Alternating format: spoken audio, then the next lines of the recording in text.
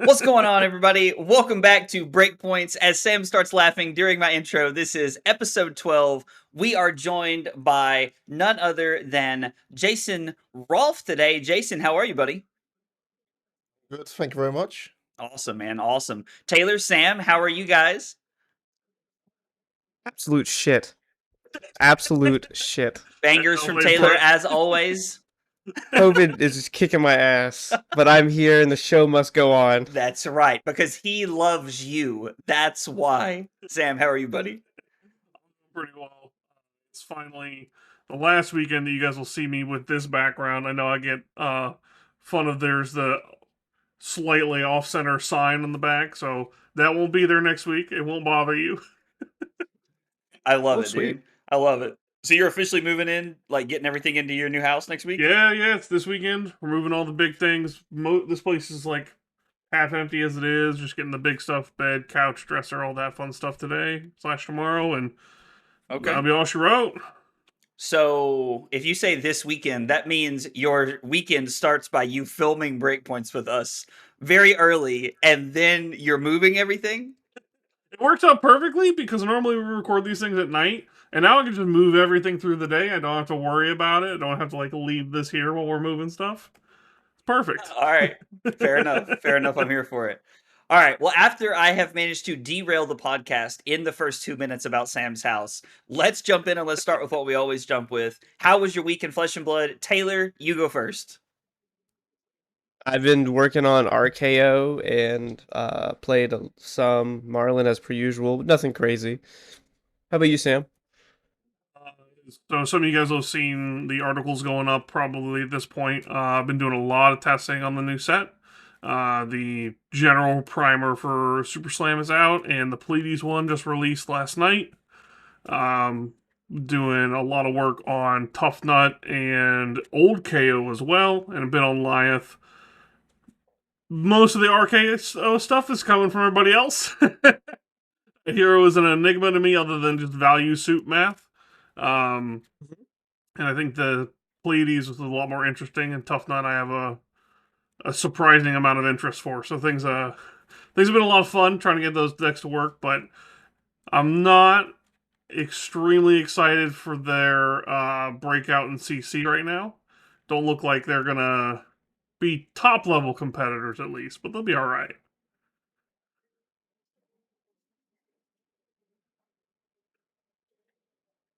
All right. Awkward silence. We'll keep rolling. Jason, how about you? What the hell's that? People in My Rome, week brother. in Flesh and Blood. So I flew back from Montreal, called in Montreal on Monday. But like, what was it? It was late Monday, so I got back Tuesday morning in the UK. Yeah. I had a nap, and then I went to the armory, just see the boys, and then I've been just testing. I also went on Thursday as well because we have an on demand and an armory at my local, and just playing, catching up with the guys. And I've just been like you guys said, I've been testing new heroes, trying to work out what's going to be good, what's going to be bad, where everything fits in. So yeah, I've just been non-stop testing with the guys, and yeah, that's it really. Enjoy the new set. So tell us, well, what is going to be good and what is going to be bad? Just give us a spoiler. It's like really early on. I think one of the face-up things that I think a lot of people have realized is that the old KO got a lot of upgrades. He's got the gauntlet, he's got some blues. Obviously, Buckwild is insane in the deck. And then the rest of it, I'm not really sure. I think they put in a lot of very, very strong cards in Super Slam. I can see literally all four heroes being quite relevant. I think RKO, this might come back to bite me because it is really, really early, and I'm like historically very bad at like takes early on, and then like things happen. We play more games, tech cards come in, and things change. I think RKO is the weakest at the moment. I think Pleiades is really, really strong, but I've kind of unexplored her, and I think she's a puzzle to build with all the auras and like some of them block 2 and all this kind of stuff. So I think old KO. I think life has to be interesting. 5 intellect. Obviously I've been exploring Tough Nut quite a bit because he's quite a blocky hero, which is my style. I like blocking in the game of Flesh and Blood, but I think with free cards.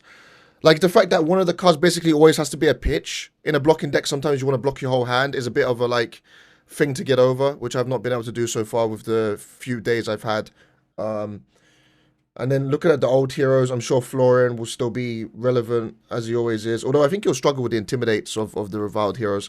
I think Florian is solid, and also the board state heroes, just like Gravy, just like even he's got hit by the bans, he's still a thorn. So that's kind of my early take so far, really. And it's really early days. It's really early days. I mean, things will change over the next couple of weeks. I like the safety net. Today is literally the first day you can even play any of the cards in paper. So yeah, it's very early. Yeah. What I was going to say is that I love that you preface this by saying this could come back to bite me. Dog, we have some of the weirdest, most hot takes. I spent like 20 minutes arguing that Blitz is better than CC with these guys one night. Like, I promise you, I think people will forgive you if you say RKO is the worst hero out of this set. Know, I'll be real with you. I've been playing a lot of Pleiades, and every time I do, I just think about OG Prism. I'm just like, wow, it's just like the same deck. It's insane. Sam's never going to live that shit down. When it comes to like hot takes, I think I get it wrong more often than I get it right. Like I've kind of learned after getting burnt so many times, just be quiet, like don't say anything, just play and work it out. But sometimes people talk about something like I can't handle myself. Like I just love the game. I want to give my take, and it's just wrong. So it's like, oh, whatever, you know. But that's like the best part is that like, but sometimes when you do that though, you just have to like bury your feet in and just like, no, this is it.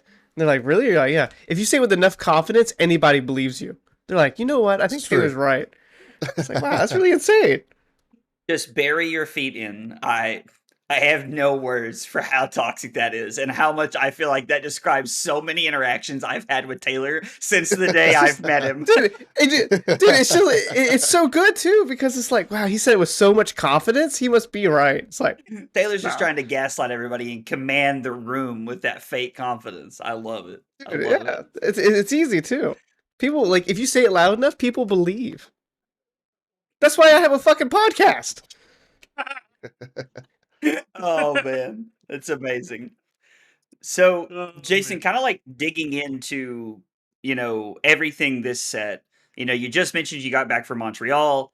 Let's talk about limited for this format, which is kind of funny because limited's kind of irrelevant for this format, like after your pre-release, I think for a lot of people. But walk me through limited, you know, like calling Montreal, like just like break it down.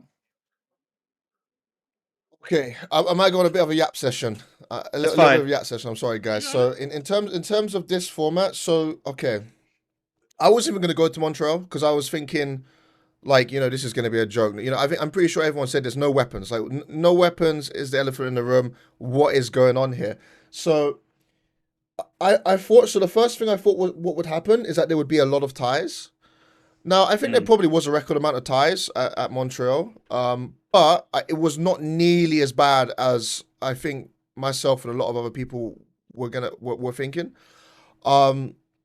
So just in terms of the games, because I played like 20, I think it's 27 games of limited of Super Slam over the world premiere and the call-in. Straight away got into the world premiere and was just kind of wanting to see, testing things out, what was strong and what was bad. I played Tough Nut so I played 3 events, 4 games each, world premiere and the 2 sealed side events. In the world premiere, I played Tough Nut and I went 3-1. Then I played Pleiades, and I played. This was crazy. I played 4 Lives in a row as Pleiades in the second event, and I went 1-3. I went 1-3. I thought my deck was very good as well, so I went 1-3. And at that point, I'm like, I kind of got a bias against Guardian. Like, what's going on here? Like, I don't feel like I played very badly. I don't feel like my deck was quite bad. What I felt like it was just very inconsistent. Like, obviously you can do the really nice high rolls of the auras in turn 0, for example. But like, if you've got a bunch of auras on board and then you just like don't draw a nice attack, it's just like, well, I've just kind of lost the game. This is limited, you know. It's fast paced. I can't be doing stuff like that. I can't be having crazy. Maybe you can get away with it in CC a little bit, but in limited, there's just no way. So then I played. What did I play in the last sealed thing? I didn't play KO, so I must have played. I think I played Life or Tough Nut. I don't really remember actually the last pool at this point. It's kind of funny. But I know I didn't play KO. I know that I didn't play KO. I think I played all 3 of the other heroes. I did play Life at one time actually. I remember because you look at your 5. It was giving me Gravy vibes. You look at your 5 cards, and you also look at the math on the hero power, and you just naturally tank.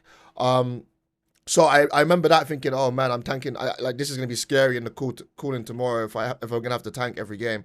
So that was that. I had a natural bias against Guardian. So I was like, please let me open like a brute pool, a KO pool tomorrow, and then so the cooling starts. I open a quite a good KO pool. I get 4 equipment, which is like quite rare in this set. Like, man, I saw people if you know Helm of Hindsight, which is the generic helmet. It costs 3 and it lets you put a card from your graveyard on top of your deck. I think an attack action. Yeah. I know multiple people that opened 3 of those. Right, 3 of those in their cooling pool, and you can only have you have 8 equipment because you have 1 per pack. So that was quite unfortunate. I opened a good KO pool. I got Bully Tactics, everyone's favorite card. Ooh, yeah. This is Bully Tactics, and I was lucky to go. I went up to. Let me think about this. I think it was I went to 5-0. Then I played Evan Tangao and Stu. Went to a draw and I conceded, so I went 5-1. Then I played against Jimmy Demir Nero, I think his name is. Sorry if I got it wrong. But Jimmy's a great player. He's high up on the World Tour point leaderboard. And I was playing him in the 5-1 bracket. He's playing Life, and he was tanking. And I was like, I know this guy. This guy's a great player. And he's tanking on Life. I was like, in my head, I was like, I know what you're feeling. That's not just me then. So I saw that, and I was like, I'm happy I made the right decision. I was just like playing my, my 1 attack, waiting for him, 1 attack, and I was like, yeah, this is where I wanted to be. So I went 6. That was my last game. I went 6-1 or 7-1. No, that was in the 6-1 bracket. I think I played 1 game before that. So I went 7-1 day 1 to tell a thing. And I then we were able to. So this was so good. So there was like no product on the event, right? Like this has been the thing the last kind of few world premieres. There's like none on the prize wall, and it's hard to get. Not even like I think like some other things there was ways to get it, but this way there was like literally no way to get it. But we run into some of our buds. Yeah, it sucks. But we run into some geniuses, right? Like some people that prepared for this. They had like queued events on the world premiere day, but they didn't. I think it must have been the world premiere day. I think it was like 6 the later ones, and they didn't open the packs. So they were able to have 24 packs. I don't know. I was like, oh, this is incredible. Yeah. So we were able to pluck some people together, and we did a draft. Now the draft I think was a little bit scuffed because I think 8 of the packs was from 1 box and 16 was from the 1 box as well. So there was a bit of a like weird thing happening with some of the cards. But we did a draft. It was I think we had 4 tough nuts. So that scared me. That scared me because I was one of the tough nuts. There was 4 tough nuts, 1 Life, and like I think there was like 2 Pleiades, and and then there was like I think that was the number. I can't remember, there was 1 more. But anyway, there was like lots of tough nuts. And we played that. We played a couple games. It was fine. Then at this point, I was fully against Guardian. Like I just had a natural bias because of what I said before. And yeah, I don't know if you guys want me to actually talk about the tournament games or just actually how the format plays at this point. I've actually just gone on such a yap session there. I think both are great. If I'm being Okay. honest, like we're here every week. You're here to yap, Yeah. dude. Like that's why we want you here. Okay. Everybody wants to hear what you think. They hear what we think on a weekly Yeah, you basis. finish up your tournament. Say and we can get none of like us top date the calling last week. But you did. Exactly. So talk about that. Okay. So yeah, so I'll go into day 2, 7-1, in pod 1. But I think in terms of the actual format, the way the cards play and stuff like that, the first thing I was looking for with no weapons was some kind of recursion. So it goes back to Rosetta. I don't know how much you guys remember that format, but there was for Verdance, for example, had no weapons. Wizards never have weapons. So I remember there was a card called Perennial Aether Bloom, which allows your card to it's got Surge and it goes to the bottom of the deck, right? And you can do this infinite loop as long as they don't have any way to prevent it. I was looking for something like that in this format immediately, and I didn't see much of it. There was 1 card. There was a revert card called Fight Fair, which says like it's like a 2 for 6, and it's like +1 if it's a reviled hero, if it hits, goes to the bottom of the deck. So that card, I was like, okay, I want to get as many of those as I can. So there was that. Whatever. There's quite a few interesting things in this format. I think like in terms of the pitch stack was quite important, especially with Tough Nut. It was quite hard, right? Because Tough Nut pitches off the top of the deck, so you're like you're thinking about your pitch set, but you're also thinking about that card you pitched. And it's just a bit. It's quite a lot for like a new set. I reckon like as it went on, it would have been fine. But anyway, so I went to day 2. So at this point, I'll tell you, my draft strategy was I've done one draft. So my draft strategy was to lean between Brute.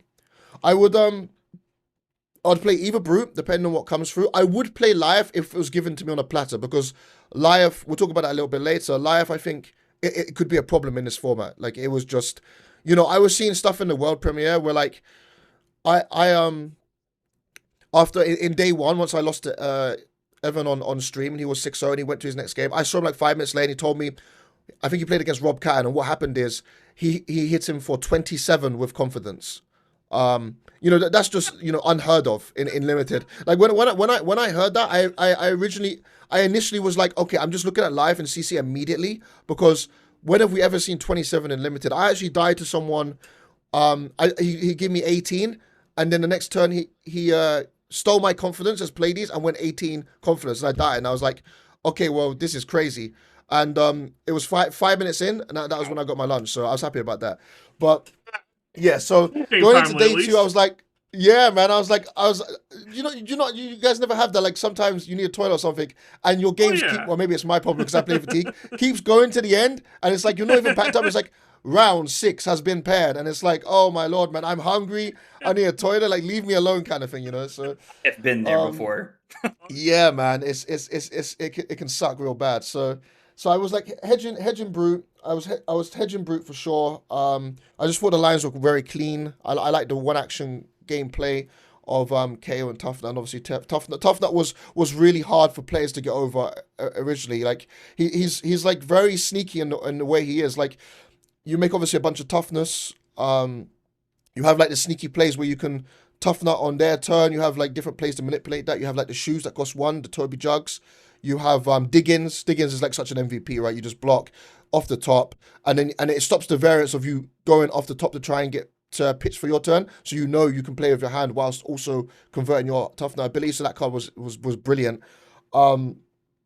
And yeah, so just the Brutes were very good, and Life, it was high. I was not touching Pleiades. I don't care like what was given to me. I just wasn't touching it. After what happened to me in the sealed event, right? I was like, there's no way. And I think a lot of players had this, because if I remember correctly, in pod 1, there was like 0 Pleiades. Pod 2, I think there was 2.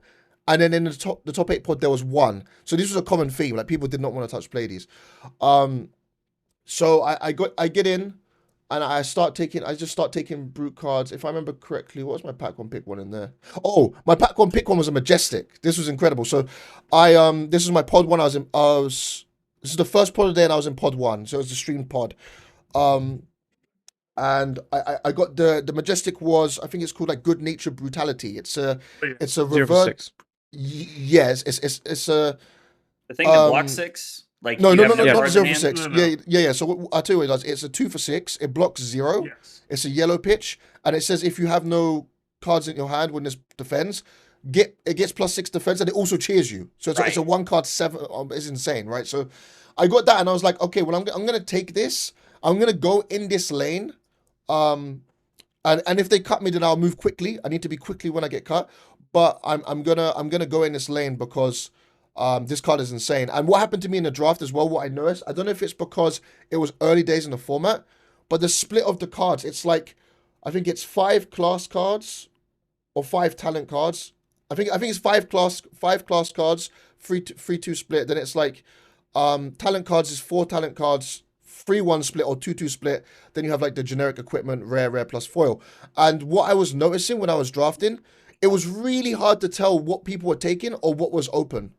So normally in other sets, like, okay, someone's taking a draconic card in like, I don't know, a hunted or something. Okay, I'm going to go towards assassin. But in this set, I just couldn't tell. So my draft strategy was first Brute hedge, and also, okay, I get a really good card. Let me just keep going that way and go that way. And it just worked out very well. I was just taking cards, getting the Toughnut cards. And at the end of it, this was crazy, by the way, guys. So I was one of 2 Toughnuts. There was 1 Life, which was Michael Fang, and 0 Pleiades. There was 5 KOs in this pod. 5 KOs. I'd never been in a competitive draft in my life where there's 5 of 1 hero. Like it must have been a bauble record, right? It was crazy, and I was I don't like think super that's ever happy. happened to me either. Now that I'm thinking about it, like I've had Yeah, it's incredible, fours right? of heroes before, but like Yes. 5. I No, know I don't. someone in this That's pod actually who's wild. experienced. Yeah, What'd you 5 say, is Sid? incredible, Someone- right? Like, Someone here Sorry, experienced Sam, that in London, let me tell you. Oh my god. Oh yeah, that Yeah. was awful. yeah, 5, The 5. I think I heard that story, right? I think Yeah, the I know Five about this Fang pod. pod. Yeah, 5 Fang pod, and everybody, all 8 people had cracked baubles, and there were 0 Syndras. And I remember I'm sitting across from Jude, and we're just giggling the whole entire time. We're like I think at the time we're like 3-1 or 4-0 pod, and we're just giggling as we're like getting past like Retribution and just like Dragon Power, and we're just giggling. We're just giggling like we're not allowed to talk, but you know we can kind of go. But everybody's like reading the room at this point. Like, Oh yeah. Yeah. So everyone's just like, oh my god, this is a shit show, and the whole time we're just. It was a good time. That's too funny. That's the best part of being like pods with the homies are like high stakes. It's just like funny. Oh, yeah. You can do some funny stuff, man. It was like Yeah, it's just great. And I think like one of the cool things as well. So Noah Bagelman was one of the KOs, and we had driven up. I'd flown to Boston earlier to do the road trip with the boys, and we picked up Noah like 1 hour in. He lives in New Hampshire, and he was on the KO, and I played him on stream. Like we were both. I think he was at this point. I think he was 10-0 and I was 9-1. I was like, this is like high stakes games. It just felt like I was playing on the kitchen table. Like it's on the stream. It's hilarious. I got to play him twice. And I went 3-0 in that pod. I'll spare the details. It isn't that interesting. I just went 3-0. I had a really busted tough nut deck. So I go into the second pod. What am I? I think I'm 10-1. I'm 10-1 going into the second pod, right? I still have that loss from Evan Tangau on day one. So I just need one. I've been told I just need one game to top 8 because it's like X3. X3 makes it in this tournament because the number of players, and there's like one more round than it should be because it's limited calling. And I'm doing the same thing, but this time this is also I was the featured stream. I was the stream drafted this time, so it's on stream. Like you can see every pick. yeah, buddy. on I was the official watching. stream.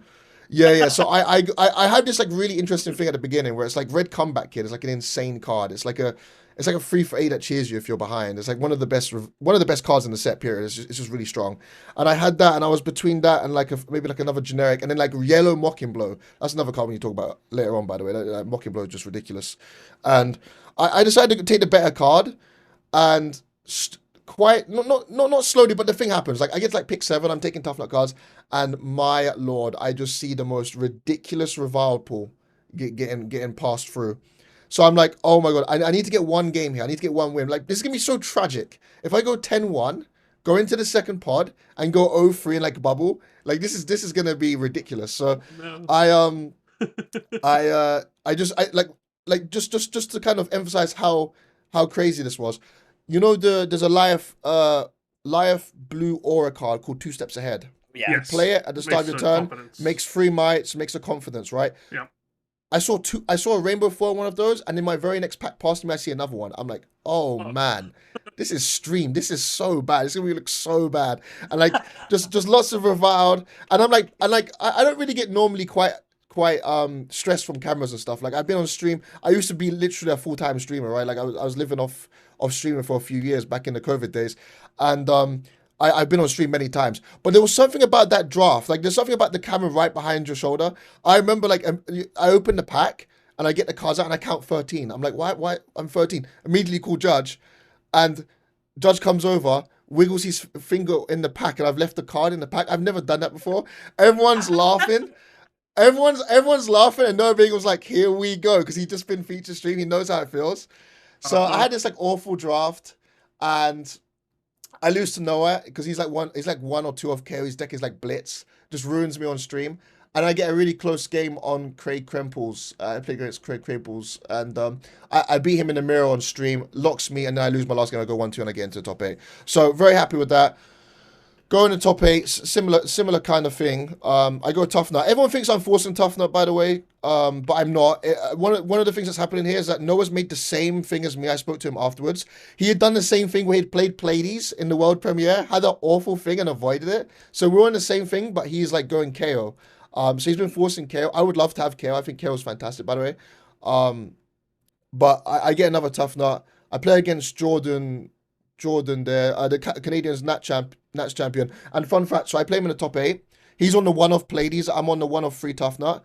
He is my opponent from Cool in Vegas, the finals. It's crazy. Like 3 months ago, we played in the Cool in finals. Now I'm playing him in the top 8, and it's like, hello, buddy, we're here again. It was crazy. It was crazy to me.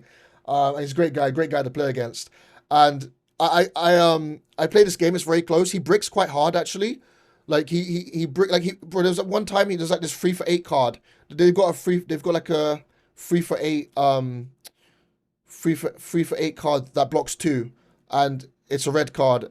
What is it? And it's like if you block out, you get confidence. He draws 3 of these. I'm like, wow, this is my chance. I might actually win this game.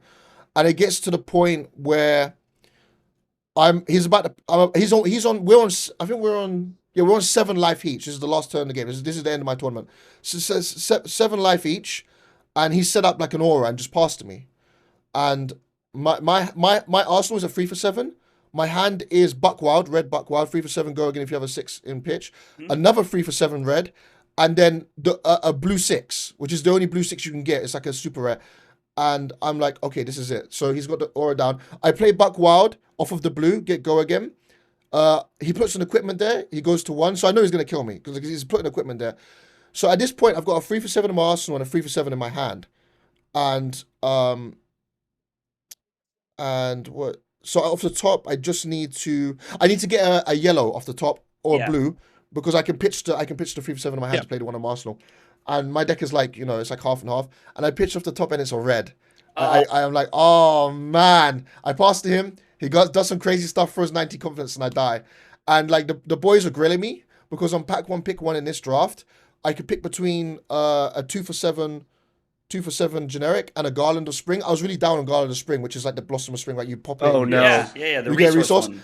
Yeah, and they watching my draft from behind, and I don't take it because and we've had this discussion the whole weekend. I just don't like it. I think it's good, but I don't like it. I like the blocking equipment. I want to keep myself open to blocking chess, which isn't like necessarily wrong.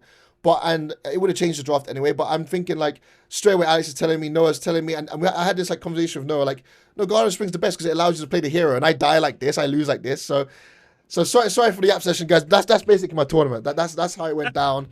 I've heard a lot of people say. I've just heard a lot of people say that Garland Spring is like required to play Tough Nut, and it's interesting to hear that you're on like the complete opposite fence of that. Yeah, I got the extreme punish for it. I'm just like obsessed with blocking. I think especially limited, like the old formats, like equipment block is incredible. Like it changes the game. You just win like if you've got 1 block on your equipment. But to answer more about the question about the limited format, I think it's really, really good. It exceeded my expectations. I mean, there's a lot of nuance. And what I said about toughness is tough nut. People realize that they're gonna get fatigued, but it's too late, kind of thing. Like you like the range of you being able to get fatigued, like having enough damage to get over it is kind of crazy. So and then you've got live with the 5 cards. You've got the aura play with Pleiades. You got the I played against Evan Tanga. I forgot to tell you like my last game, and he just played so fantastically well. And he had like the aura, the aura that says your first card is reduced the next time you play a card. Yeah. I don't know if you know, I don't know what it's called. Nothing happens or something. Right. The fact that this card is like twice per turn cycle on their turn and your turn is just bonkers. Like he was doing crazy stuff to me, and I was like, wait, what is this guy doing? Like he's just committing GRVs 24/7. I just forgot about because you're so used to looking at the card in the pitch, and it's not making it's like I've looked at it 1,000 times. It doesn't look the same, right? Because he's using I'm like, oh, using aura. Just getting so much value from it, and he just played such a fantastic game with Pleiades. And I was like, wow, this is really nuanced. So yeah, like really exceeded my expectation, and that was the common theme around the room. Everyone found it so fun and stuff like that. It's a real shame that this is the only event. This is the only competitive event with this format, to be honest. But yeah, that's my yap session over. Sorry, guys. No, you're good, buddy. You're good. So I think from all of us, congratulations on top 8. It's a really cool accomplishment, especially like in a limited setting. I think is much more entertaining to me, just because like that opening weekend draft is kind of all over the place. Like the example that you give of Garland of Spring, like if you had looked at me on Friday, like Montreal, and been like, you need blocking equipment, I'd have been like, man, this guy knows what's up. Like I played limited before. I get what you're saying, but like Garland of Spring, like maybe would have won you that game is like pretty funny to like look back on, so it's interesting. Not to completely like transition here, but you just talked about how you like this limited format, and you feel that way about both sealed and draft, right? Yes. Okay. With that in mind, how do you feel about them cutting LL or cutting draft at Worlds to have LL? Because my assumption was that if they cut it, this limited set was going to suck. But you love it, so walk me through this. What do you think? Yeah, I agree. It's really interesting. So at first I thought it like I put two and two together, right? I was like, there's no weapons. So it must suck. Like they're taking it away. I do think there's one thing that someone mentioned to me, and I don't know if it is true, but we only saw the format in its infancy, right? And what happens is formats do mature in different ways and change like quite wildly. Um, I heard this theory that like life would be a problem like going forward, kind of similar to how like Fire was an uprising. Like it was just its high end was really broken, and people didn't really maybe not realize that. But at the same time, there was a one of Life in the top eight and pod two, and they didn't win the pod. So maybe that theory is a bit defunct. But what I actually think now, like after playing the format and seeing like I think it was quite good quality. I'm more leaning to the fact now that they're putting LL, Live and Legend, in Worlds, not so much because of this draft format, but because they want to push that format. That's my opinion of right now. I think because right now no one really cares about Live and Legend too much. I mean, that's just what it is. Like some people do, some people love it. They can play their old favorites, but there's a lot of people like myself who like hadn't played the game since the beginning, or like Tales or whatever.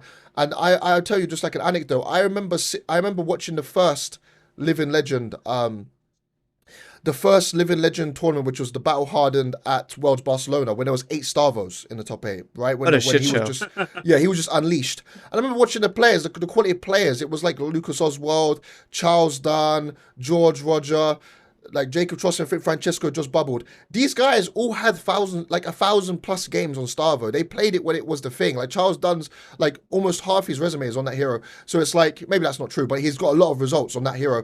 Well, am I going to just turn up and play against him and just get destroyed? So I was like always off put by how far back I was on Living Legend.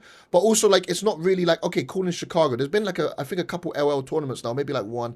But there's nothing that I've never played it. Like I've played a couple games of Living Legend, but it's been since the announcement. I've never played a competitive game, and a lot of the players like that I'm around and just people that I talk to at events are in the same boat. So I think they've gone like, okay, guys, you're gonna mess around with us. We'll put it in Wells. You have to play it, and it's gonna be on stream, and we're pushing this real hard. So that's my opinion right now. I think they want to push the format. I think it's like they see it as like necessary for the ecosystem of the game, right? So that's where I am with it right now. Oh, finally, being an old boomer in Fab can pay off. I don't have to reread any cards, baby. I do know what Dromai does. The Dromai is an easier one. I That was really pretty recent.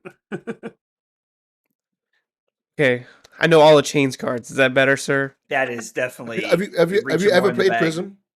Have you ever played Prism Icelander? Like, man, like that game is crazy. Like it's insane. So with all the windows, you know. Oh yeah, but dude, that matchup is cursed. Like It is. that's actually one of the reasons that Icelander wasn't super popular when it first came out, is because Prism was there, and Prism would just do the same thing she did to Guardians, where she just make a board state and kill you with it. Even worse though. was If rough. I remember correctly, Icelander got more popular in CC after Prism LL, right? Oh yeah. Way more. She Yeah, wasn't viable until she wasn't truly viable until Prism LL'd, and Right. then Oldham and Icelander both like came out of nowhere. Because like if you look at like the Oldham LL stats, he just like he's kind of dormant. Like I mean like he's getting like 20, 30 points here and there, Sure. but as soon as Prism LLs, he just takes off. Well, I remember we had a local who played Oldham since like the release. Like that was all he played was Oldham, and I remember like he paired into it was a ProQuest top 8 and he paired into a Prism, and I was like, oh, like being relatively new, I was like, is this a good matchup? And like the room erupted with laughter. Like everybody just laughed at my question. I was like, okay, so it's either a slam dunk or it's not. And about 10 minutes later, he came back and like Prism was still like at like 38 or like 40 or something crazy. Like I Yeah. remember it being like insanely bad at that point. Yeah, I'm actually looking at the LL points right now, and for the first, it looks like 9 months that Oldham was around, he gathered 218 points. then Prism LL'd, and he got 792 points in about 6 months. And it was time to fatigue the Lexies, son. Yes. I'm not gonna lie to you. I'm sorry to tell you this, but Lexi was favored in the Oldham Lexi match. That's funny. I think if I go back and I check my win percentage into that matchup, I won more games than I lost. That's weird, Taylor. I don't know how that works. Oh, I'm so sorry. I didn't see you in the top 8 of anything on Oldham. Oh, that's right. Where did you finish in that calling? Oh, I'm That's sorry. right. Second place. Let me go get my What? gold foils. What is Let me go get Arctic all my gold. What does Arctic incarceration say, Taylor? And how does having Oh, zero okay, now in that your one hand- was a banger. That one was a banger. I still think about that triple ponder all the time. That's like one of the worst triple ponders of all time. It had to be. Is that like your Prism game, like for you, but for like how I like watch my Prism game over and over, and I just beat myself up? Do you lay in bed and think about the Arctics and No, the I just- ponders? Literally, I lost the guy and then became good friends with him. So it's like a win-win. I lost a calling and made a friend. See, that's a win. That's the lamest answer I've ever heard, dude. Shut the fuck up. Merrick's You know great. Merrick's great, but like, get the hell out of here, dude. What a we're live answer if I've ever heard one come out of your mouth. I don't want to edit tonight, so I'm not gonna say anything else. I'm curious what you guys think about the whole living legend at Worlds. Sam, go ahead. Start us off, buddy. Sure. I mean, I'm kind of in the same boat where I think they really want us to interact with the format, but I'm kind of skeptical with how they've set it up for what is not many changes into the BNR that is like 11 days beforehand, and where I anticipate they'll make some more changes. That kind of frightens me because like what you can play right now in LL feels like not something they want to put on stream. I don't think they want a lot of these like really pop-off games where you just 50 your opponent. It doesn't make for good, like, I guess, like, stream quality for the World Championship, in my opinion. But I think that the format is fun. I've enjoyed playing it. It's not something I would have engaged with as much otherwise, so I definitely see that side of it too. I don't know if you guys remember. This might be a little too old for y'all, but they used to be Blitz and Worlds. Yeah. And there's an infamous game at the Worlds where it was Hayden Dale. And he's playing against a Reinar. I watched this live. Dude, it was like this was the moment that I'm pretty sure killed Blitz. Like I am like 95% sure that I watched it die this day because they were kind of pushing it and they're like, oh, it's gonna be a big part of the game. And then on stream, he gets on turn 0, he gets triple intimidated on Reinar with like a Blood Rush Bellows and just dies. Turn 0. Or like maybe like turn 1 or something. And it was the most miserable. Like I remember at the time I had like all the buddies over, we're all watching it at my house, kind of like a Super Bowl of Flesh and Blood. And I just remember one of the guys going, I'm selling every Blitz card I have right now because this is never going to see the light of day ever. I was like, why did they stream this? Dude, that's how I felt. Dude, like in my mind, this last year. Dude, I was like, with the CYBs. Oh my god. Oh, dude, it was so good. CYB made this last year pretty rough. I think a lot of people just had a hatred for that card in general. Dude, the finals just made me want to punch a baby. Yeah, I did the same thing where I was watching with a bunch of buddies. They were like, oh, I can't watch 2 hours of this Enigma CYB nonsense. So the game. So I want to go back to Taylor's thing here. I'm not done with Taylor in 2022 Worlds because there's a lot of interesting things that come from that. But the game with Rob, I always say his last name wrong. Like this year's Worlds, Rob Catton, is that how you say his name? Rob Catton. Yeah, Rob Catton. Yeah. And the guy who won. Shit. Kowalski? Yeah, I was like, he was a Magic player. I knew him from like winning, like coming in second place at Worlds at Magic or something like that. And so watching that game, I remember thinking Rob is just putting on a masterclass of how to play Aurora into this like fatigue you CYB new. And it was like such just like, I remember I laid in bed and forced my wife to watch this game for like the hour and 40 minutes it went on. And I was Sweetheart, like, I And need it's you to watch such a this. good game. And she's like playing Zelda, and she's like, "Oh yeah, that was great, honey. Like I loved it. Like like didn't watch a dang thing that happened on the TV." But I remember watching that, and then still watching him lose that game. That was a very defeating moment for me. Like looking into like count your blessings as a card. Anyway, Okay. So little sidestep here, a little tangent. Uh, I was testing with Aaron at the time, and he was playing Enigma as like that was his thing. And one day he comes up to me, he's like, "Hey, buddy, I've actually built the wall." I was like, "What do you mean?" He goes, "It's a CYB Enigma deck. Bring any deck you want into it, and I will just beat the shit out of you."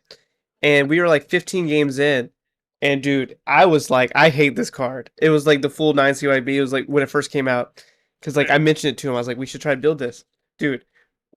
That was the most miserable fucking deck. CYB Enigma was the most miserable piece of shit deck. It reminded me of OG Prism. Like, it actually did. Because it's like... I remember getting a text from you right after this set came out, and you just said, "Fuck this deck." And that was like all it said in your message. I'm going to assume that this was in reference to that. Like, it has to be. Yeah, like I was playing like everything that I like usually play into him, and he was just beating the shit out of me. And I took off 4 months of Fab. Like from September to November. Oh no, sorry, I think it would be more like June to November. I just didn't play Fab. I did some content here and there, but I just did not go to any competitive events. I did not participate in anything. I did play in those Pro Quests 0. I just didn't play. You know what? I top 8 a Battleharden during that time. I bet it's because you stopped That's playing. why. I was able to play. I was able to top 8 a Battleharden. Clearly, that's why. So, like, if I'm going to do well, you're not going to Worlds, right? I mean, don't get me wrong. This is your time. This is your time. To Worlds, but man, let me tell you, I feel like the Emperor's New Groove is like, oh yeah, it's all coming together. Like that's exactly how I feel right now. I can't lightning press you or razor reflex you, so you're fine. The bane of my existence. I love how you're just going off over here like you didn't just like 30-0 Taylor at Nats. Oh no, it was 31-0, but who's counting? Right? It was definitely 31. It's like if I don't remember, Taylor does. I think that there's a combination between what Taylor and Jason said that is like perfectly accurate for this situation.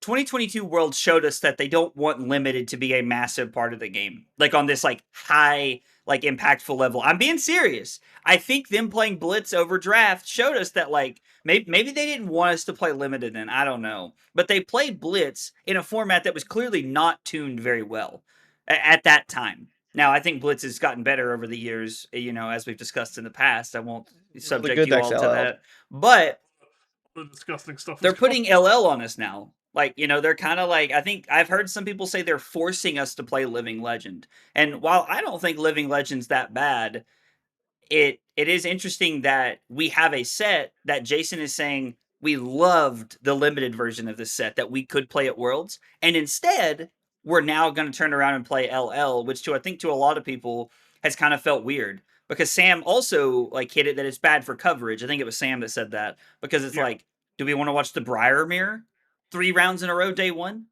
Like if it's anything based off skirmish data, that's exactly what it's going to be looking like.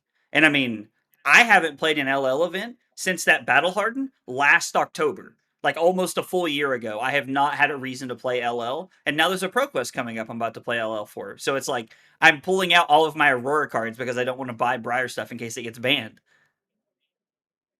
Okay. I also want to state a correction to what Zach just said.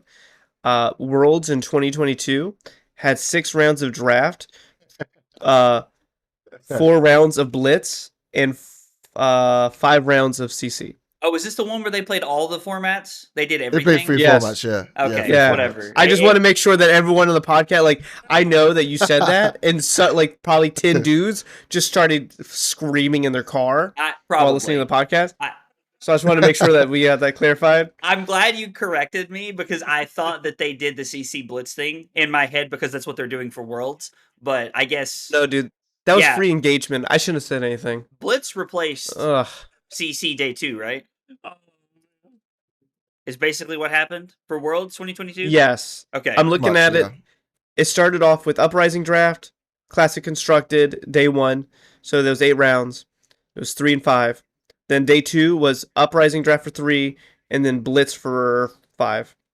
Oh, I want to say another thing, by the way. Sorry, just remembered something I think is quite important to the conversation is someone else mentioned something and it makes a lot of sense to me actually. So obviously Living Legend and Classic Constructed both being constructed formats, and Classic Constructed gets a lot of well, just to open the conversation, Limited always gets lower viewership. It always has, and it probably always will. And I think one of the good reasons why that is because when someone plays Classic Constructed, someone can go and get that deck, right? They want to see how it works, how it's played, and they can then go and play it at their local store. You can't do that with draft. You can't recreate a draft deck, right? And a draft doesn't make any sense. So I think that's one of the reasons as well. And I think it's clear they really do care about the viewership stuff. Just things that have happened in the past, and I reckon Living Legend, it might not necessarily get as much viewership as Classic Constructed, but I bet my bottom dollar that it will get more than Limited. So that I think that's an aspect to it as well. Yeah, I agree. Makes a lot of sense. I mean, you want people watching the World Championship. You want more people viewing the game. So if getting rid of draft gets 100%. viewers in, then yeah, you know. Yeah. I mean, this is how they advertise the game to the larger audience of people who like aren't necessarily bought Play in, but Magic maybe or play something. other card games. Yeah, like Sure. anyone who's like, I'm not really vibing with Magic these days. What is this card game about? And you want to show off the World Championship as like kind of like this is the premier event. This is what it looks like. You know, this is what the best players are doing. So I get that a lot of people like. I guess Magic might not be the best example because from my understanding, Magic people love limited formats. And I think their limited system, from what I've been told, is a little bit better than Fab's because it's like you can kind of throw anything in there. Is that right? It is. It is. Yeah. You So- can splash like different colors a lot easier in that game, and that makes it more appealing, I think. Yeah, 'cause Yeah. things get pretty siloed at certain points. Like there are definitely draft formats where I feel like you kind of need to be locked in pretty early, and that feels like that's different than normal draft sets, and that might be pretty unappealing to people who have played other limited formats. Yeah, because it's like if you watch like the viewership, like one of my favorite moments of watching content would be when Aaron actually did the draft for US Nats, and Brian Godley was like, he just needs a Chi Unleashed, and like he gets like a yellow Chi Unleashed, and Brian's like, oh my god, he's got the deck. I was like, as someone that like watches Magic, I'm like, what the fuck is he talking about, dude? I was like, this is like a 2 for 6. I was like, I don't want to watch this. He's like freaking out about a tutable 2 for 6. Oh my god, he's got the Chi Unleashed. Holy shit. So I don't know about for you guys, but when it comes to like watching limited, like at events, I'm not a huge fan of like watching the games. Like that part kind of like that's when I start playing Talishar or I start doing something else. But like when Jason was drafting, that was something I'm like glued to. I want to see your packs. I want to see what you're picking. That's where like my brain starts turning, and I start doing this. Oh, like I pause it, and I'm like, oh, I would have taken this here probably. Yeah. And then I look at the next Yeah. pack, and I'm like, well, how would I have messed up my draft and everybody else's draft by not taking what Jason took in this pack and like continuing to go through the rest of the pack? It's very entertaining for me personally as someone who likes limited. Yeah, I think agree. That's also like yeah, the I think opposite. the best part about Sorry. I think you that's go, also Sam. like You go. I think my internet's being a little fishy, so I think I'm getting on top of you guys a couple of times. But I think it's kind of like the opposite for a lot of people too, where you kind of engage with the draft, where it's like people are taking they're selecting like specific cards, and you would pick something different, and then you're like you see the next set, and you're like, oh well, this doesn't really matter because I wouldn't be picking the same cards as this guy anyway at this point, so you kind of like lose interest at that spot. And I think for like a more casual player base, it's probably a more common experience because they're not like, oh, well, how does the best player approach this draft and how am I doing it wrong? It's more of like, they're not picking what I would have picked, so whatever. From this point, I'll see how they actually like play the games. And sometimes the games in limited are super swingy, and that makes it also not the best viewing experience. I know Consider you have that, to be honest. Makes a lot of sense, though. I definitely get what you're saying. That just made me think, like, it would be fun to like the next time there's like a draft, like on like we can like we're watching or something like that, I might open like a February like open like list deck, and I might just put my cards that I pick in there, like through each pack to see like how I ended up different than the drafter. That might be a cool experience to like teach me more about limited and see like what my deck would have actually looked like. I kind of like that. If you want, we can go back to the 2022 Worlds, and we can do that with draft. Oh, you mean the one where For they only Uprising. played Blitz and CC? Sorry, Taylor. What were you gonna say about it? I totally forgot, dog. Don't even worry about me. Perfect. Dude, I'm like Just as I over left planned. field, dog. Episode 12, where everybody interrupts Taylor. It's okay. I've been married long enough. You better hope she doesn't put this one on in the shower. Dude, actually, that's actually one of my favorite parts about this weekend was watching Montreal. And I've already talked to Jason about coming on the podcast before Montreal. So I'm seeing like Noah and Jason both like as like the drafters. I was like, man, do we know how to fucking pick them on the podcast, dog? I was like, dude, Jason's gonna win it all, and I'm gonna have some good ass clickbait for this episode. Holy shit! I'm like, dude, this is like my like wet dream, dude. I was like, let's go. I was like so excited, and then like you guys both top 8. It's really funny too because he messages me. Noah messages me, and he's like, yeah, it's like he's like, I'm riding in a car with Jason. I'm gonna try to pick up some of his ideas and try to get in his head a little bit about drafts. I was like, yeah, dude, yeah. He's like, because he's like one of the best drafters in the world. I was like, yeah. And then you both top 8. I was like, man, dude, that must have been a hell of a car ride. I just want to know what they talked about. Fuck. The word he used was osmosis to my face in the car. Amazing. But no. Honestly, it's quite funny. Like we basically didn't talk about almost nothing of limited in the car. Fuck, dude, don't tell me that, dog. I want to like. I would much rather hear you say that there was like some like unspoken like truths happening in that car that just like broke the format in half, and you guys just want to talk about it. I wish. No, I would say just touching on that. Like, I highly recommend any car trips. You don't really get to do them over here in Europe. We did a couple back in the day, but flying out to Boston, staying at Pierre's, and then driving up with the boys and picking up Noah and then going to Montreal was so good. Like, I think it's the best fab trip I've ever been on. Like, so much fun, the car trips, the road trips. So sad Vero wasn't there. Anyway, moving on. So, Jason, you've not only done really well at Limited in Montreal, but calling Copenhagen. You had a pretty good run there as well, playing Jarl, which, I got to tell you, I didn't have on my bingo card. So, I mean, what's a piece of advice you would give to people listening? And I'm going to put you on the spot here. From somebody who top 8'd on Jarl to then turned around and top 8'd, the world premiere, playing like sealed and like draft. What's a piece of advice you would give somebody to like level up their game that could apply to either format? I mean, like thinking outside the box is a big one, but I think, and it's what I was going to say about the Worlds format, and I'll come back to that afterwards. I got a comment to make about the Worlds format on specifically this topic. Mm-hmm. But I think the way, especially with limited, it's a bit different because you're not really able to attack anything, especially at the world premiere. But in Copenhagen, the Jarl was very like it was a first of all it was a last ditch effort. I mean, excuse the pun, but like I knew what the meta was, right? We had Kansas City the week before. So I was looking at that and I was just breaking it down. I was looking at the numbers, seeing what was being played, what was doing well. If I remember correctly, there was like 2 Acilio in the top 8, which was quite was quite profound to me. I was just looking at that. So I was just looking at it and I was like, well, y'all fatigue, y'all, specifically with the life gain.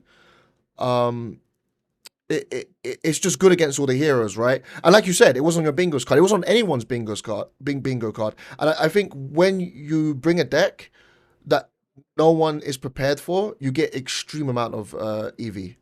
Because I think if I play that tournament again and everyone knows what I'm doing, and sideboards differently, you know, the games go a lot differently, right? It's partly part of that.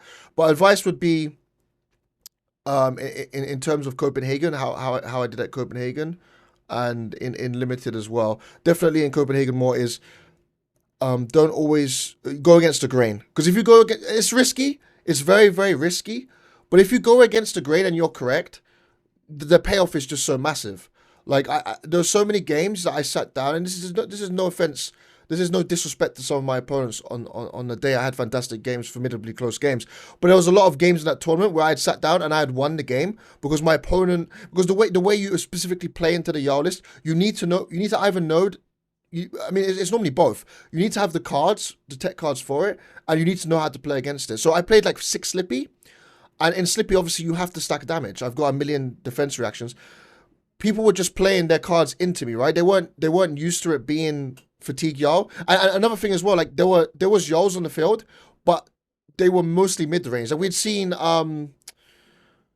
Lind, I think Josh Lind. Sorry if I forgot his name. I know his surname is Lind. Yeah. He had top 8'd the cooling at Singapore. And I was there. I watched the game. I watched his game against Germany. I was watching right then. I was like, whoa, you're in the top 8. This is incredible. Same as you. Not my bingo card. And like he had like 2 remembrance, and he was a bit more slow, fatiguey, but he wasn't like playing Rampart. He was playing Stalagmite. He's still playing the tempo based game, but on the slow side of things. So no one had seen actual fatigue Jarl for a long time. It was like with the life gain, the ever bloom loop at the end of it. So to answer the question, I would say just go against the grain, test your own theories out, test your own stuff, try to play stuff you've not seen before, and just kind of look at what we have, the data we have, the metas, and attack it. I'll give you a better example, because you said world premiere, but this was a bit different because we didn't have anything. But specifically at Vegas, when I top 8 call in Vegas back in June, which was the call in attached to Nationals, I had played some drafts, and I had realized quite quickly that people early in the format, I got like a cutting edge. I kind of got ahead on the gravy building of the deck. So this faded out earlier. I realized that people weren't valuing the allies, certain allies, and valuing the allies, and specifically the bones cards. If you remember that format, you had jittery bones and restless bones. I played, I think it was 17 games of gravy. Let me think about this. It was a ridiculous amount. I played gravy the whole time. I was essentially forcing gravy, and I was just getting like my entire blue base and my red attacks were bones. Later on, as it like into Nats, into Singapore, that wasn't happening anymore because the cards are broken. But it was just an edge that I was able to get by, like, I think the kind of the short of it is look for something strong that other people aren't doing, and in this game, you get an extreme amount of like value by doing that. So I would say, yeah, just look for strong things that aren't so obvious. It's harder and it's harder work, but the payoff is extreme. So that would be my answer to the question. I like that advice because I think there's a lot of people that play this game that do try to think outside the box. And, like they get pushed, like, like told their ideas are bad. And don't get me wrong, some of them are very bad.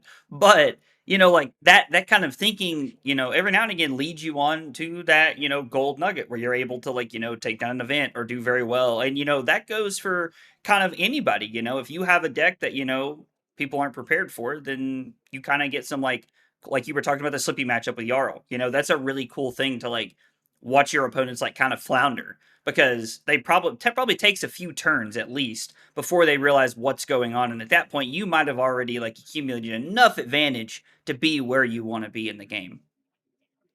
Yeah, and just to touch on this subject, I'm really happy you asked me this, because it's something I've been looking at like extensively. Like I can name you stuff when it happened, like Charles Dunn at US. I don't know if you guys played that event. I'm sure you did.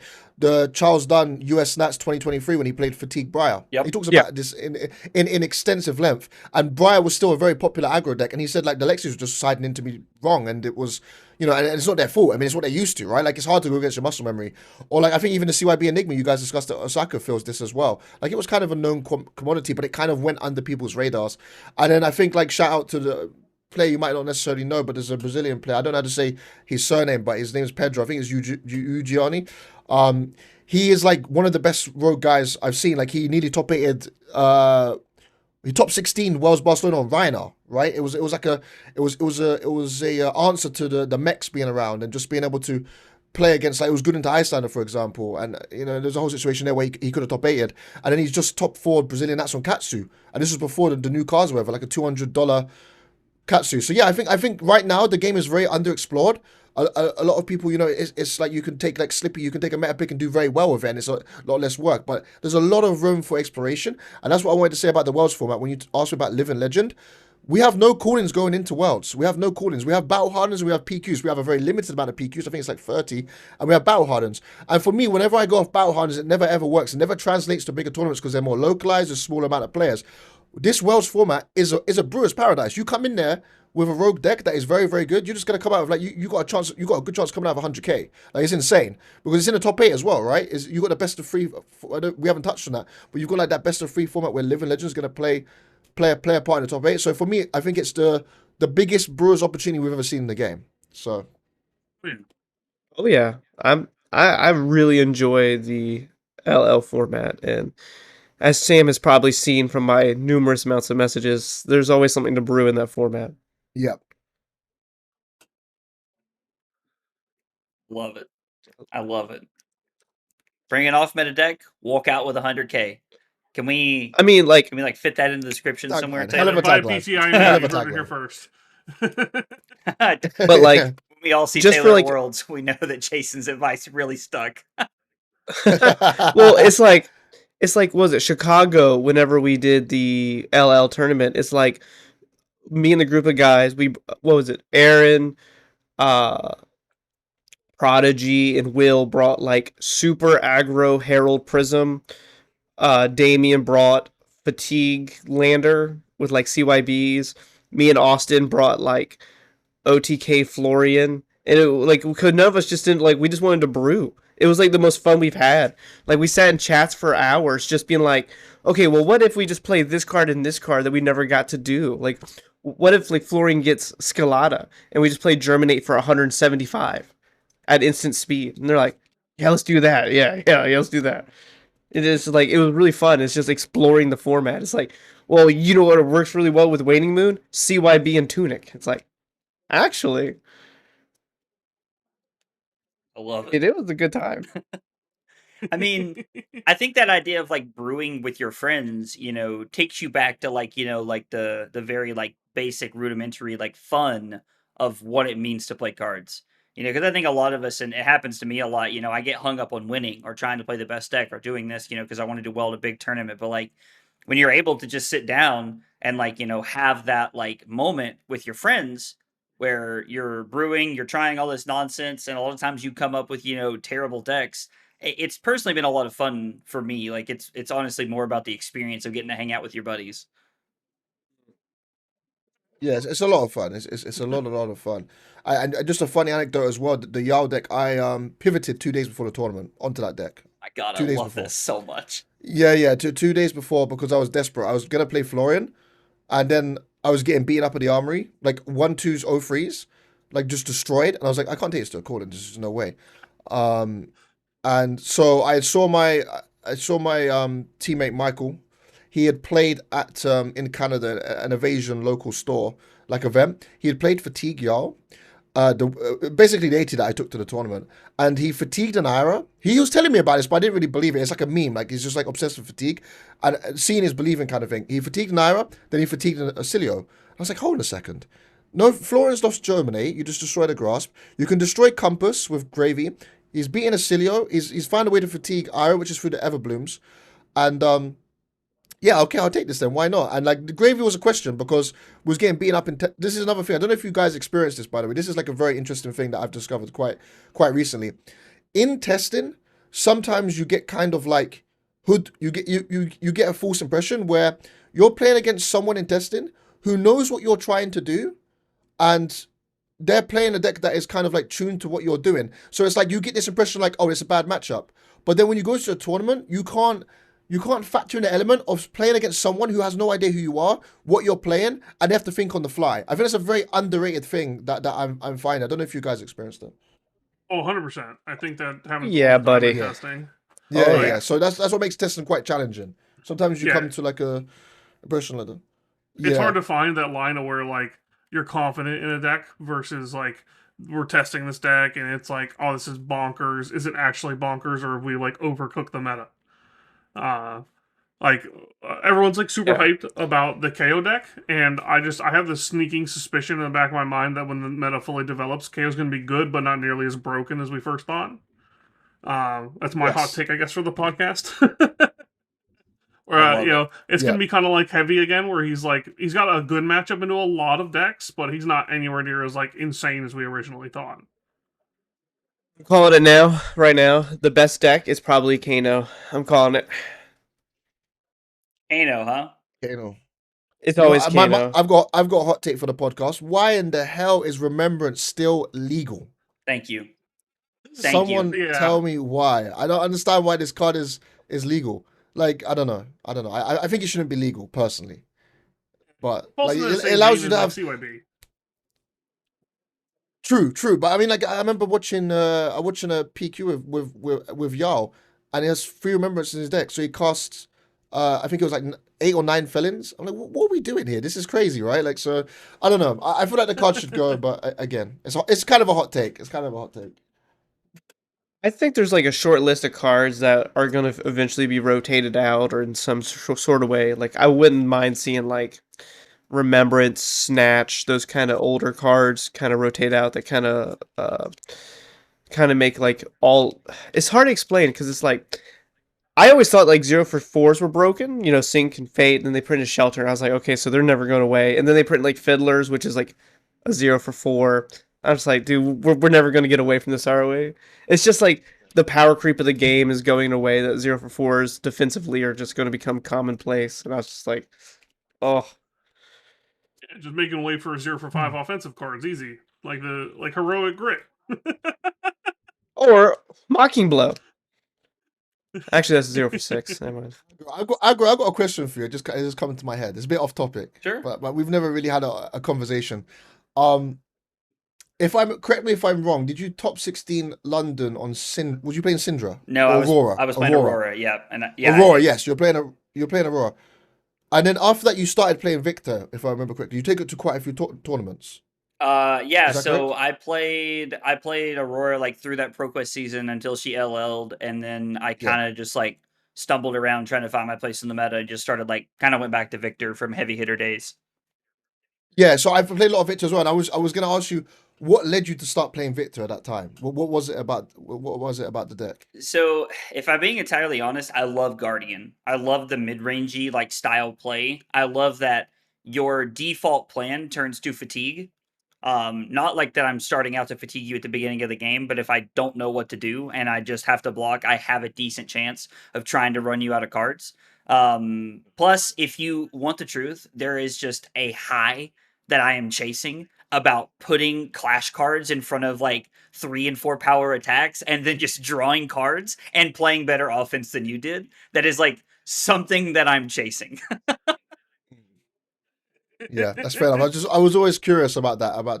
I didn't know you were like a Guardian aficionado. I really enjoy Guardian. I played a lot of Oldhim during Lexi meta. I played Bravo for a while back in the day. I really turned into like more of like what I would call like a Victor player as opposed to a Guardian player. When Victor Yeah. came out, I played him at the first Battle Harden, like that Battle Harden Hartford or whatever it was, and I played him like pretty much every event since. I've just like I don't know. I really enjoy the deck and how it plays. Plus, when Riches came out, I was very interested to try that, plus quick dodge flexors and stuff like that. So it made the deck more appealing to me. That's fair. I will never forget sending you that Victor list and you going, "Is this better than Bravo?" And I go, "Yeah." You go, "You're lying to me." And then like 2 days later, he goes, "Never mind, I was wrong." I was like, "Yeah, buddy." So I remember what changed my like total opinion of that matchup. I remember thinking, "Oh, Bravo's just got to be better. They have on-demand dominate. Like this is going to be so bad." And I played in the Super Armory on that Friday in Hartford with the deck, and I rolled 3 Bravos just playing the normal game plan. Like they did some cool stuff, but absolutely rolled them. And I was like, damn, I gotta tell Taylor he's right. I was like, I think I'd rather just go 0-3 and tell him he's wrong. It's actually really funny because the Battle Harden Ed top forward on Bravo, and this was like I was trying to convince him to play Victor for the weekend. I was like, I was like, I have a really good list. Me and Vero are both playing the same 80. It's really good. We both top 16 the battle hardened. I was like, but I suck at Guardian. Like I am just awful. And so I'm like, hey, play this deck and you'll win the battle hard because he's really good. He knows how to do all the stuff. And he goes, no, Bravo's way better. And then he's like watching me, but like Ed's behind me watching me play Victor, and he's like, I would have won the fucking battle hard on this deck, dude. I was like, right? This deck is insane. I was like, dude, I have like 3-0 for. I'm sorry, you have 6-0 for 8s or something. It's like off. This was sorry to interrupt. This is Battle Hard in Hartford, right? Yeah. Yeah, I remember that event. He lost to Yuki, if I remember correctly. Yep, like in the top 4. Yeah, I remember that event. That event. Yeah. That was the one that me and Vero brewed together. We were playing Righteous Cleansing. The classic, the old school. Yeah, dude. I remember that list. That was a banger. Dude, we had so much fun that weekend. We got Korean barbecue with Eugene. It was a good weekend. It's a very cool deck, especially for opening weekend. Like that opening weekend Victor list, like it was actually decent. Yeah, it was really good, especially that weekend. So, God, it could have been you, Zach. It could have been you. It could have been me, but I was worse at the game than I am now. So I missed an opportunity to use my golds to draw cards because in my head we didn't use golds to draw cards at that point in my life, and I was like, that's a crazy concept. Buddy. And it would have ripped me into Spinal to like be able to like throw Spinal and like take 2 cards out of the Bolton's hand, and like I would have won the game. So yeah, Zach, I'm bad. Zach, I watch you in Kansas City. You still don't know how to draw off the gold. Okay. Anyway, thanks for coming by, guys. It was a great episode. Jason, thanks so much for being here. Taylor, you're dead to me.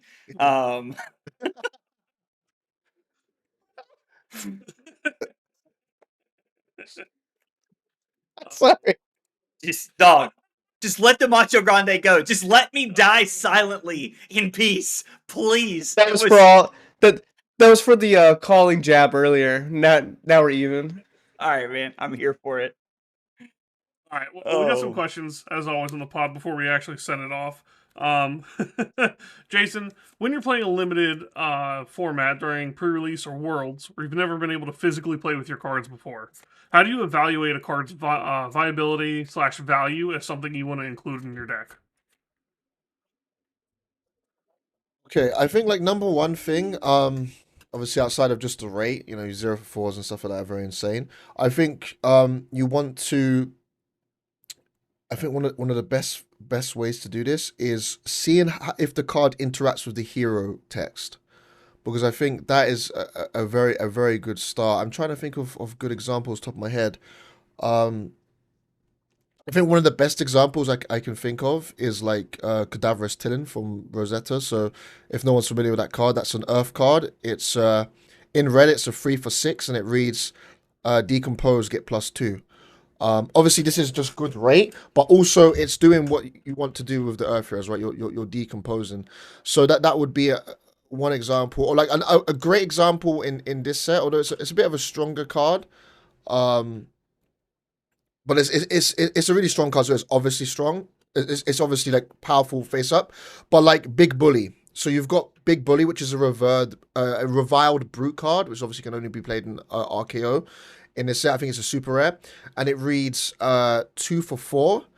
If you've been booed this turn, it gets double its base. And why this is good, that's like now that becomes a 2 for 8, but also you can now use the KO ability to make it 12 because its base is doubled. So now you've got the modality of it being a 2 for 8, and if you've got an extra card, now it's a 3 for 12, which is obviously 4 per card.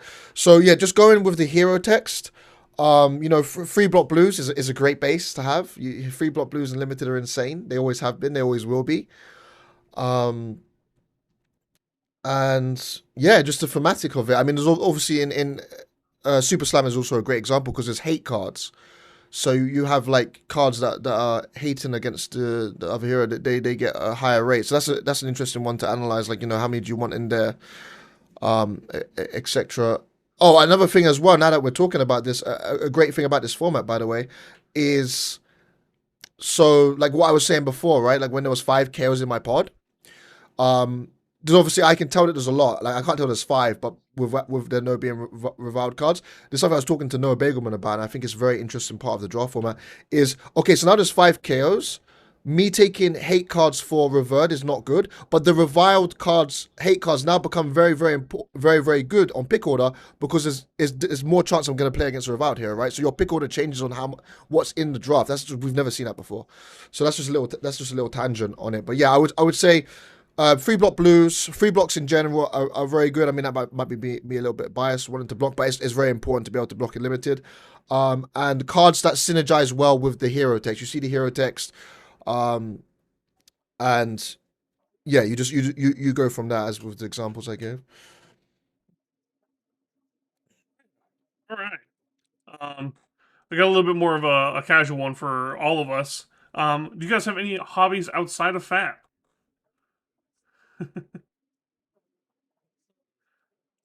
Nah, this is the only game we play. Yeah, sadly. Yeah, dead silence is it. The silence is telling. The silence Yeah. is telling. I'm actually. I did have a lot of hobbies, but I've slowly like as I've committed more to Fab and trying to do trying to do well on the tournament circuit, is dwindled down. Like I used to be a big reader. I used to, believe it or not, I used to, participate in quite a few sports. But as time's gone on, man, I've just like, it's been taken over pretty much all my free time. I think that's so relatable for a lot of people because like golf is like what I would call my other hobby. I'm not very good at it, but I love to play golf. Taylor, I think has maybe swung a golf club once or twice. I don't know. I mean, when you get to where you're practicing your swing outside of Korean barbecue, like in Kansas City, maybe you play golf a little too much. Yeah. But who knows? But I get that. Like my world's testing now that I bought a PTI is like really amped up. And so now I'm like, Yes. I'm not playing golf. I'm not doing anything else. Like, one of the things I love to do is like stream Sunday morning and then go play golf and hang out. And now it's like, oh, I'm going to stream Sunday morning and then I'm going to test for worlds. Yeah, as you can see as well, I missed the point of like you can see I used to ride the bike quite a bit as well. It's not just a decoration behind me. So, but no, I with you it's even crazier, right? Because you're streaming. Are you keeping up? You're going to keep up a consistent stream schedule leading up to Worlds? Yeah, I'll be streaming 3 or 4 days a week and then testing afterwards a lot of times. Yeah, that's incredible. That's a lot of time. So it's exhausting, dog. It's exhausting. Kind of combo them a little imagine. bit. What'd you say, Sam? The good news is you can combo them a little bit at least. A lot of this. Oh yeah, I mean, I do a lot of my testing very publicly. Like, it's one of the things that I think like bigger teams hate about me is that I just kind of like share it all on the internet to see because I'm like, we all play this game, we all love things like that. This is why, like, I think if I ever did come up with an out of the box pick, like Jason was talking about, I just couldn't play it. It'd be like, oh, I'm playing Agrablaze. I'm just gonna look at his 80 really quick from his last YouTube video before we play.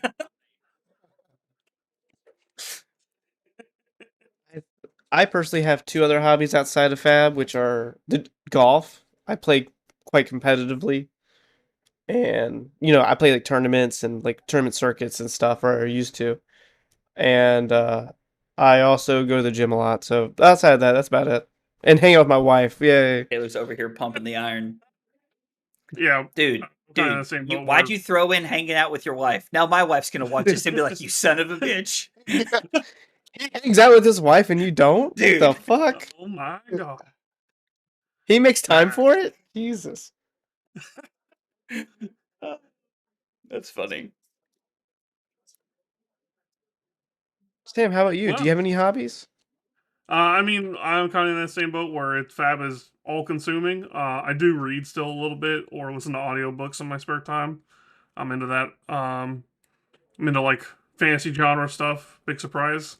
But yeah, that's not too much to it. I do hang out with my wife from time to time. Hey, my bad. All right, listen. So nothing too crazy.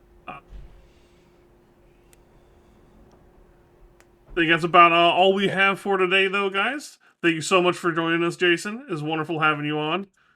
You guys, if you made it this far, drop a like, give us a comment, tell us what you think about the Worlds format, if you enjoy Limited. Sad that it's gone. And we'll see you next week. See you guys. Take it easy.